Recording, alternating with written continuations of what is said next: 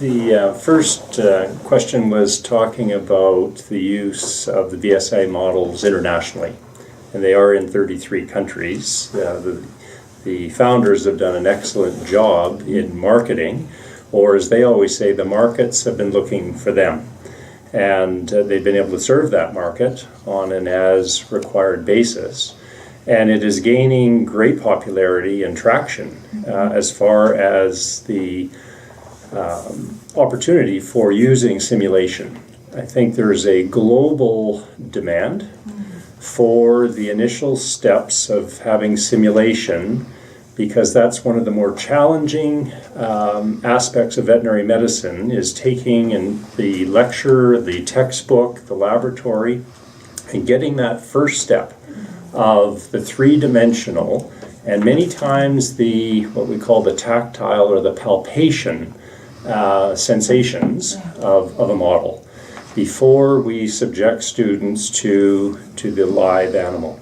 The concern, I would say globally as well, is the humane treatment of animals and the care in the education systems that animals aren't subjected to unnecessary abuse.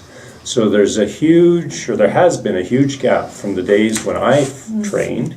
We did use live animals for teaching. And I look back on it now, in some ways, yes, we did everything we could to control pain and discomfort, but the learning curve at that stage in your development is very steep.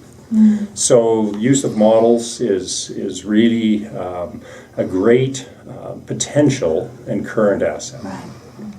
That was the international, so I think, and answering your questions is overlapping a little bit. From a specialist in surgery and an equine practitioner, again, that ability to have a model, as you've seen here, to demonstrate for students in the classroom, in the lab, really economizes time and overhead in the teaching. Again, every student loves working with the live animal, and most schools have a herd, a flock, a group of animals for those purposes, but it takes a while before there's a comfort of students working with animals. So for us, again, the early stages of animal handling is important.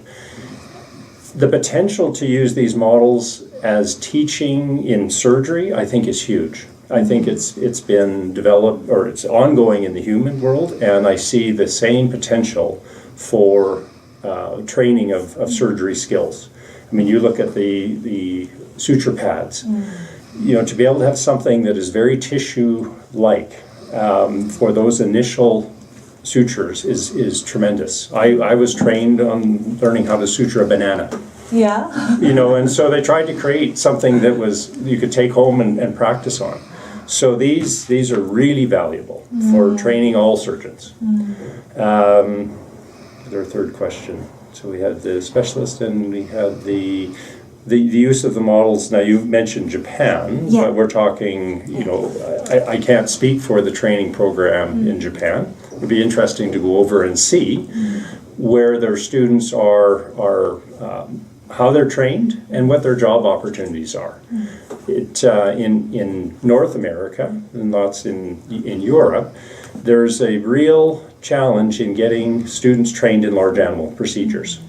I think the model of the calf has been so well accepted. In fact, that may be, and Brian and Russ can comment on that, but I think that's been the lead. To get that life size, live weight, and to create those calving challenges in a lab situation is tremendous.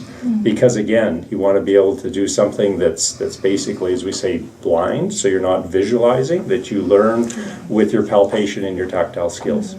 So I can't comment in Japan. I suspect they'll have their own demands, and you may be more familiar, obviously, than I would on that. But I think the great thing about the VSI founders and the company itself is they are very adaptable to industry needs. They love the challenge and innovation of identifying what might be needed in the industry And to go ahead and develop that, it takes some time through the prototype, through the stages of development before it can become commercially distributed. But they love that challenge. And again, if you look at the products here, a lot of it is there taking the idea and bringing it into commercial fruition.